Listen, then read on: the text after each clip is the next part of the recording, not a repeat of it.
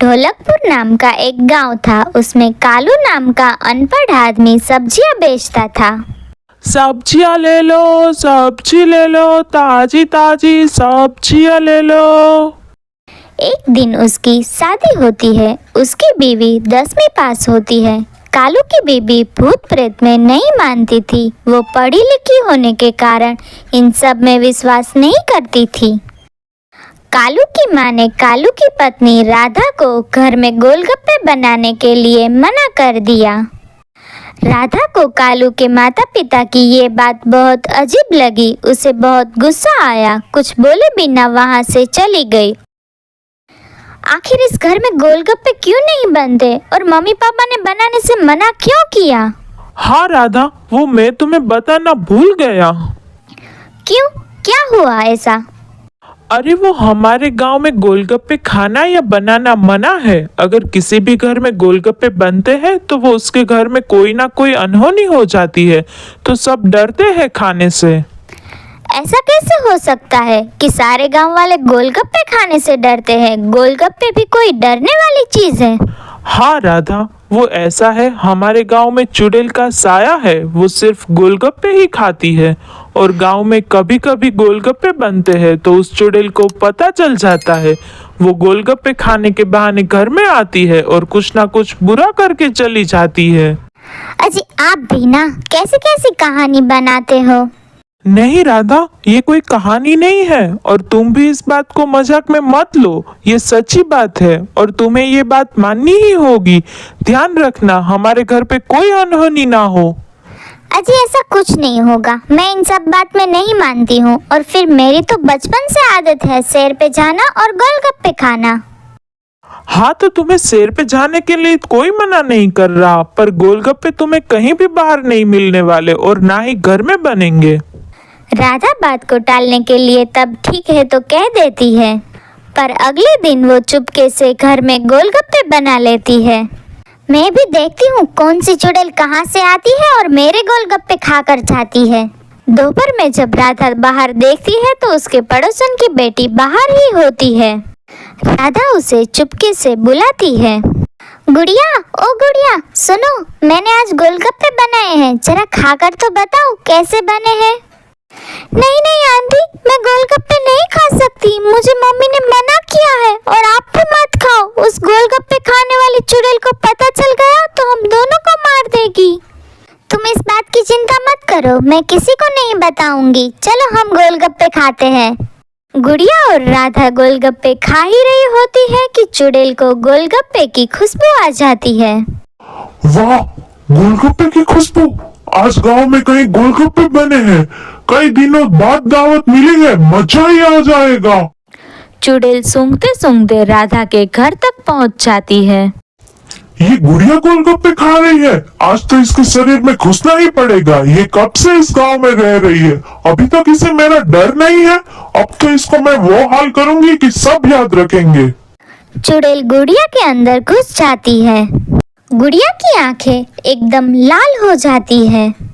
घर जाकर वो जोर जोर से चिल्लाने लगती है। ए बुढ़िया, मेरे लिए खाना ला। गुड़िया, ये तुम्हें क्या हुआ? तुम इतनी बदतमीजी से क्यों बात कर रही हो? ए बुढ़िया, मुझसे ज्यादा सवाल जवाब मत कर। जा मेरे लिए खाना ला, बहुत तेज भूख लगी है। और हाँ, सिर्फ गोलगप्पे ही लाना। अब जितना बोला उतना ही कर और ज्यादा चू चपड़ मत कर। तुझसे अच्छी तो वो राधा ही है जिसने मुझे अच्छे से गोलगप्पे खिलाए। मीना समझ जाती है कि गुड़िया ने राधा के घर पे गोलगप्पे खाए हैं। उसकी वजह से चुड़ैल ने उस पर कब्जा कर रखा है।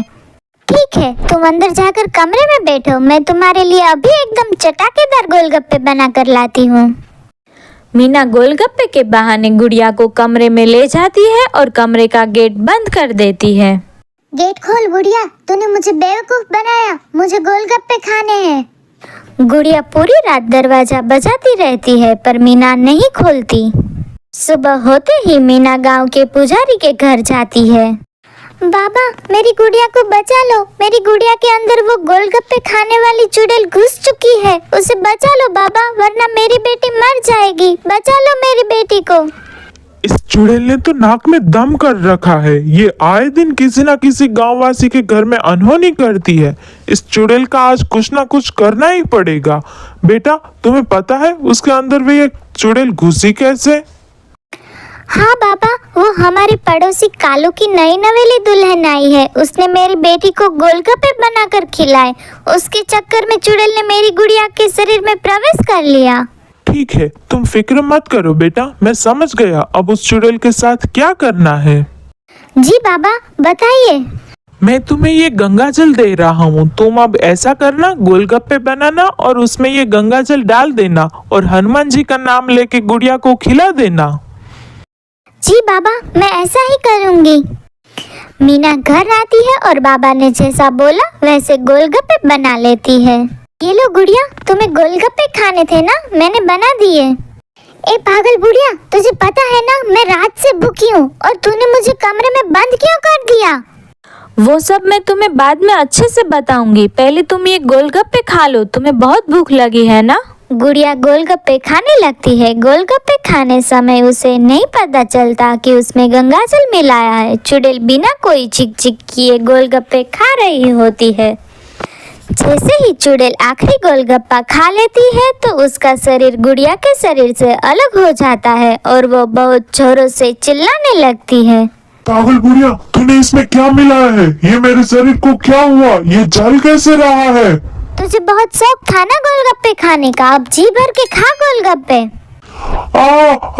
ये मेरा शरीर जल क्यों रहा है? ये क्या हो रहा है मेरे साथ? तुझे पता नहीं चला? ये कोई साधारण गोलगप्पे नहीं थे, ये गंगाजल से बनाए गोलगप्पे थे। तू क्या हमें मारेगी? आज तो तेरा ही खात्मा है। चुड़ैल जलकर राख हो जाती है।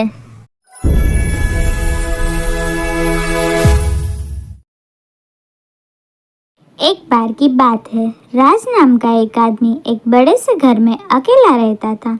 राज एक छोटी सी नौकरी करता था। उसका इस दुनिया में कोई नहीं था। राज बड़ा ही ठरकी किस्म का इंसान था। एक दिन राज जब घर वापस आ रहा होता है तो उसको आते आते काफ़ी रात हो जाती है। उसे रास्ते में एक लड़की दिखाई देती है। अरे, इतनी रात को ये लड़की यहाँ सड़क पर क्या कर रही है? आज तो लॉटरी लग गई। चलो, चलकर उससे पूछ ही लेता हूँ। राज उसके पास जाता है तो वो लड़की आगे चली जाती है। राज उस लड़की को जोर से आवाज़ लगाता है पर वो लड़की अचानक गायब हो जाती है। राज को कुछ ठीक नहीं लगता। वो जल्दी से घर पहुंचता है तो उसकी आंख फटी की फटी रह जाती है। वो लड़की उसके घर के बाहर ही खड़ी हुई थी। क्या ये आपका घर है? हाँ, ये मेरा ही घर है। पर मैंने आपको रास्ते में देखा था, पर आप अचानक से गायब हो गई थी। अरे नहीं, मैं वहाँ से चली गई थी। वो मैं डर गई थी, रात बहुत हो गई थी और आप मेरी तरफ ही आ रहे थे तो मैं फटाफट वहाँ से भाग गई। अच्छा, ऐसी बात थी। अरे, मैं वैसा आदमी नहीं हूँ, तुम मुझ पर भरोसा कर सकती हो। मुझे भी ऐसा ही लगता है कि आप एक भले आदमी हो और अच्छा हुआ कि मैं यहाँ आ गई। अरे, पर आप यहाँ क्यों आई? मतलब मैं तो आपको जानता भी नहीं हूँ। मैं गांव से आज ही यहाँ आई हूँ। सोचा शहर में कोई नौकरी ढूंढ लूँगी, लेकिन यहाँ आते आते रात हो गई। अब रात में कहाँ नौकरी मिलेगी, इसलिए रहने के लिए कुछ घर ढूंढ रही थी। अच्छा, ऐसी बात है। अब इतनी रात को आप बाहर घूमे ये ठीक नहीं है। आप मेरे साथ मेरे घर में चलिए। मेरा घर बहुत बड़ा है और इसमें मेरे अलावा कोई रहता भी नहीं है। आप मेरे घर में एक कमरे में रह लीजिए। लड़की कुछ सोच में पड़ जाती है। ठीक है, मैं यहाँ आपके घर में ही रह लेती हूँ और कोई अच्छी नौकरी ढूंढते ही आपको पैसे भी दे दूँगी। राज बड़ा ही खुश हो रहा था। उसके मन में लड्डू फूट रहे होते हैं। राज इतना खुश होता है कि उसकी खुशी उसके चेहरे पर साफ झलक रही होती है। बड़ा ही अच्छा कमरा है। सच में आपका बहुत बहुत धन्यवाद। अगर आप मेरी मदद नहीं करते तो पता नहीं इस वक्त मैं कहाँ कहाँ ठोकरें खा रही होती। अरे, आप ये सब बातें छोड़ दीजिए और आराम कर लो। पर हाँ, आपने अपना नाम तो बताया ही नहीं। जी, मेरा नाम चांदनी है। और आपका? मेरा नाम राज है। दोनों की बातचीत के बाद राज अपने कमरे में चला जाता है। उस रात राज को खुशी के मारे नींद ही नहीं आ रही होती। वो बस उस खूबसूरत लड़की के बारे में सोच रहा होता है। दूसरी तरफ वहाँ लड़की अपना कमरा बंद कर लेती है और अपने चुड़ैल के रूप में आ जाती है और जोर जोर से हंसने लगती है। कितना बेवकूफ है ये राज, जो बिना जाने मुझे यहाँ रख लिया। ये जो इतना खुश हो रहा है, इसे क्या पता कि मैं कोई चांदनी नहीं, चुड़ैल हूँ, चुड़ैल।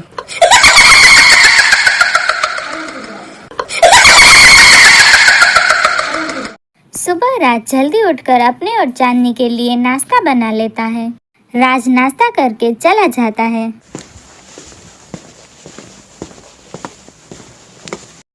पीछे से चांदनी फिर से चुड़ैल के रूप में आ जाती है। धरती इतना अच्छा क्यों बन रहा है? ये तो सब लड़कियों का फायदा उठाता था, अब क्या हो गया इसे? चाहे जो भी हो, इसकी वजह से पता नहीं मेरे जैसे कितनी लड़कियों की जिंदगी बर्बाद हुई होंगी। मैं नहीं छोड़ूंगी इसे। आधी रात को राज घर आता है, तब चांदनी सो रही होती है। राज आकर सीधा चांदनी के कमरे में चला जाता है। अरे ये क्या, ये तो सो गई है। मैं भी जाकर इसके पास में ही सो जाता हूँ। राज चांदनी के पास सो जाता है। अब आया ऊंट पहाड़ के नीचे, अब तू देख तेरे साथ क्या होता है राज। चांदनी चुड़ैल का रूप ले लेती है। अंधेरे की वजह से राज को चांदनी का चेहरा दिखाई नहीं दे रहा था, इसलिए उसे पता ही नहीं चलता कि वो एक चुड़ैल के साथ सो रहा है। फिर चुड़ैल राज को डराने के लिए करवट बदल लेती है। अब राज चुड़ैल को देखकर डर जाता है और दूर हो जाता है। कौन हो तुम? चांदनी, चांदनी, कहाँ हो तुम? क्या किया तूने मेरी चांदनी के साथ? क्या? तेरी चांदनी? चांदनी तेरी कब से हो गई? चुड़ैल हंसने लगती है।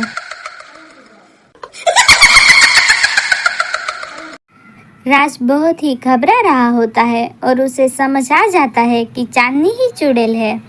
क्यों आई हो तुम यहाँ? क्या चाहिए तुम्हें मुझसे? मैंने क्या बिगाड़ा है तुम्हारा? क्यों मेरे पीछे पड़ी हो तुम?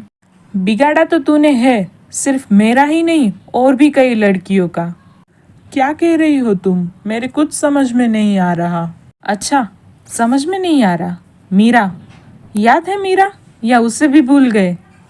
मीरा, तुम मीरा हो? हाँ, मैं ही मीरा हूँ। तुमने मेरे साथ बहुत गलत किया, मेरा फायदा उठाकर मुझे मरने के लिए छोड़ दिया, और अब तुम वही सब चांदनी के साथ भी करने वाले थे। अब मैं तुम्हें नहीं छोड़ूंगी, तुम्हें अपनी गलतियों की सजा मिलकर ही रहेगी। नहीं नहीं, मुझे माफ कर दो, मुझे अपनी गलती समझ आ गई। प्लीज मुझे माफ कर दो मीरा, प्लीज मुझे माफ कर दो। नहीं, तुम्हें माफी नहीं मिलने वाली, तुम कभी सुधर ही नहीं सकते। मैं तुम्हें मार के ही रहूंगी। चुड़ैल राज को मार देती है और उसका बदला पूरा होते ही उसे मुक्ति मिल जाती है। अगर आपको हमारी कहानी अच्छी लगी हो तो लाइक, कमेंट और शेयर करना ना भूलिएगा।